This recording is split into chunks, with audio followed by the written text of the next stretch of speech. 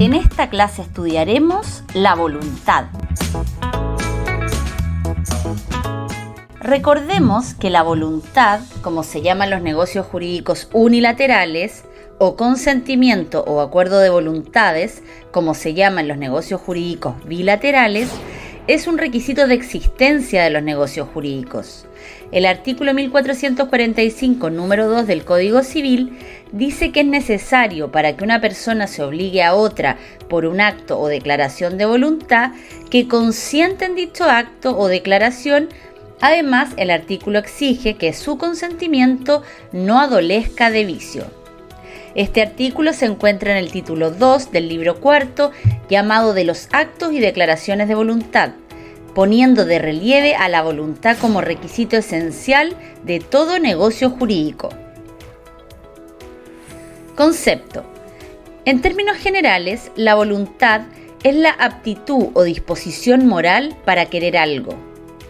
También es entendida como el resultado de un proceso interno del ser humano, fruto de un querer espontáneo o de una reflexión prolongada y madurada que termina por manifestarse o exteriorizarse. Es decir, forman parte de sus elementos que sea voluntaria, por eso la fuerza física excluye la voluntad, con intención de producir efectos jurídicos y que se manifieste de algún modo. Requisitos de la voluntad. Seriedad y manifestación de la voluntad. Seriedad. La voluntad es seria cuando se emite por persona capaz con el propósito de crear un vínculo jurídico, es decir, perseguir un fin reconocido o tutelado por el derecho. No lo es, por ejemplo, la determinación que toma un niño.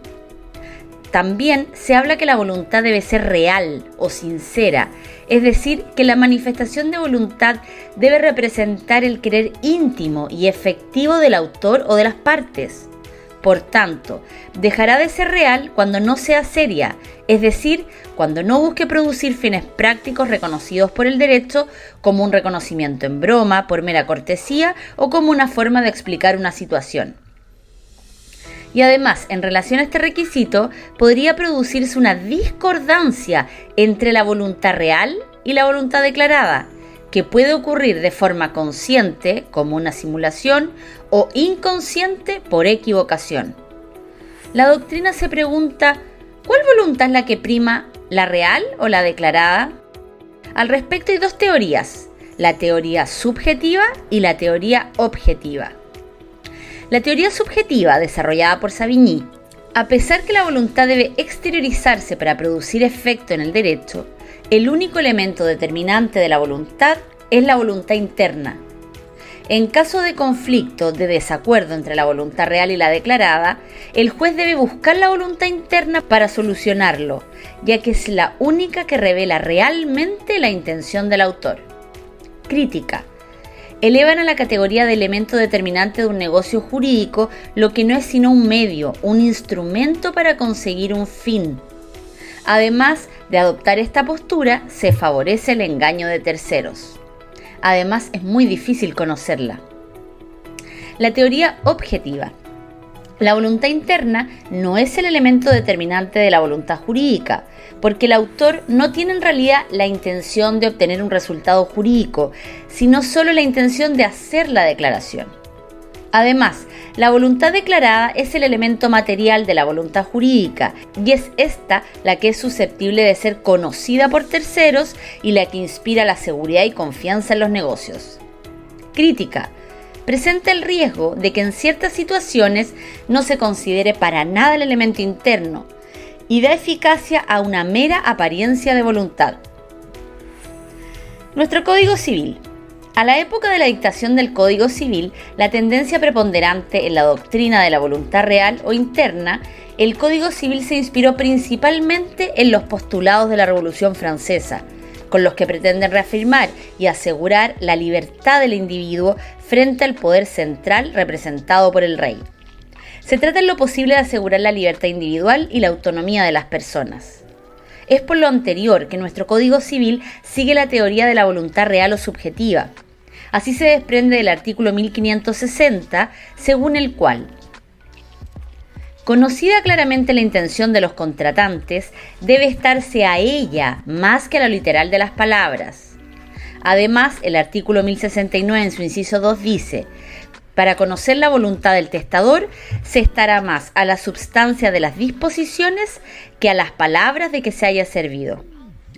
Sin embargo, el principio de la prevalencia de la voluntad interna se encuentra atemperado en ciertas disposiciones del Código Civil, especialmente con el objeto de evitar perjuicios a terceros. Esta es la idea contenida en el artículo 1707 del Código Civil, en que los terceros solo se atienen a la voluntad declarada, escritura pública, aunque la voluntad real, escritura privada, sea diferente. Segundo requisito de la voluntad debe manifestarse. Mientras la voluntad permanece en el foro interno del individuo, es indiferente para el derecho. Para que el derecho la considere, es necesario que se proyecte externamente, es decir, que se declare o manifieste. Debemos recordar que este criterio solo es aplicable en los negocios jurídicos consensuales, pues en los reales y solemnes, el consentimiento se expresa a través de la entrega de la cosa o de la solemnidad respectivamente. La voluntad puede manifestarse de manera expresa, tácita, presunta e incluso en ciertos y determinados casos, el silencio constituye manifestación de voluntad. Manifestación de voluntad expresa. Cuando la voluntad se expresa por medio del lenguaje hablado, escrito y el lenguaje de señas.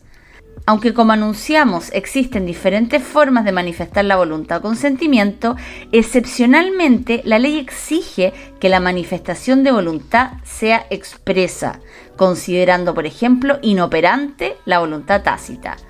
Algunos casos, como la solidaridad, que debe ser expresamente declarada en todos los casos en que no la establezca la ley. No existe solidaridad tácita del deudor. O en el caso del matrimonio, para contraer matrimonio ante el oficial del registro civil, los contrayentes deben declararlo expresamente.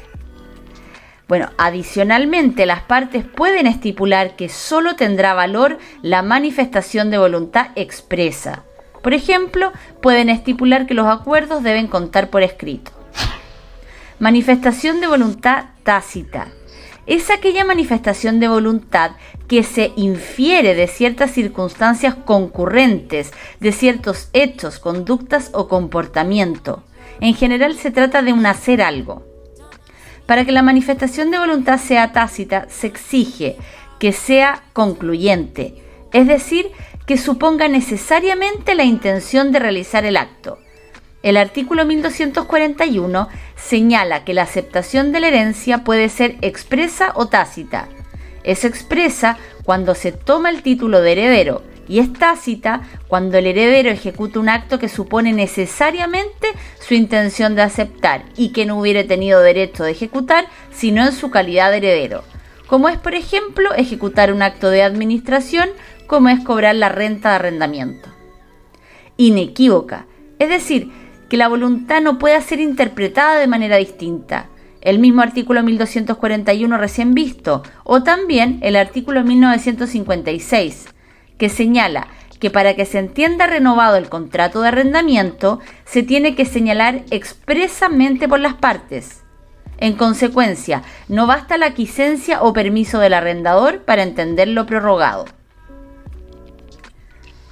3. Para la manifestación de voluntad sea tácita, se exige también que sea compatible con la voluntad. Por ejemplo, el artículo 1654, que señala que cuando el acreedor destruye el título que consta la obligación, se entiende que remite la deuda. El ejemplo cotidiano de una manifestación de voluntad tácita consiste en entrar a una tienda a tomar un producto y pedirle a la persona que atienda que lo devuelva. Indudablemente mi voluntad es comprar la cosa. Es importante tener en cuenta que la voluntad expresa y tácita tienen igual valor jurídico. Manifestación de voluntad presunta. En relación a la manifestación de voluntad presunta, la doctrina se encuentra dividida.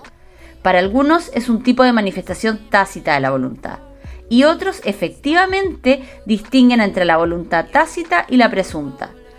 Para los que sostienen que es un tipo de manifestación tácita de voluntad, sostienen que también es aquella que se deduce de ciertos hechos.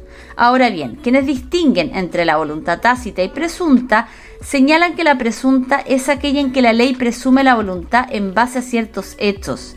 Es decir, la ley establece los hechos a partir de los cuales el juez puede suponer la voluntad. Dan entre otros como ejemplo el artículo 1718, que señala que por el solo hecho del matrimonio y a falta de pacto en contrario, se entenderá contraída la sociedad conyugal. Generalmente, este tipo de manifestación de voluntad consiste en un no hacer, en abstenerse de realizar un acto. Sin embargo, se critica esta postura, señalando que en realidad se trata de presunciones legales y que es impropio hablar en ellos de una manifestación de voluntad. La opinión generalizada es que los hechos constitutivos de la voluntad tienen que manifestarse de manera inequívoca, en una forma que no deje dudas sobre el verdadero querer de la persona. Así, la jurisprudencia ha resuelto que si el consentimiento puede ser tácito, no puede ser presunto supuesto, porque lo que se exige es la voluntad positiva de obligarse, lo cual no coincide con una voluntad presunta. El silencio como manifestación de voluntad. El silencio no es afirmación ni negación, por lo que no puede estimarse como una manifestación de voluntad. Si hemos dicho que la voluntad, para poder ser reconocida por el derecho y pueda atribuirse efectos, requiere ser expresada, resulta lógico que quien ha permanecido en silencio o inactividad no pretenda producir efectos jurídicos. Por tanto, el conocido refrán "quien calla otorga" no tiene aplicación en el derecho. Así, quien nada dice, nada quiere decir. No debe confundirse el silencio con la manifestación de voluntad tácita, ya que en esta hay un hecho del que se infiere tal manifestación. En cambio, en el silencio no hay ningún hecho.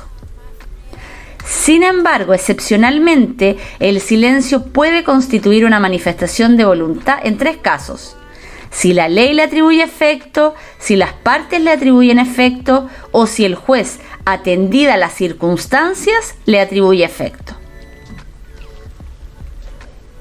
Si la ley le atribuye efecto al silencio, por ejemplo, el artículo 2125, que señala que las personas que por su profesión u oficio se encargan de negocios ajenos están obligados a declarar lo más pronto posible si aceptan o no el encargo que una persona ausente les hace, y transcurrido un término razonable, su silencio se mirará como aceptación.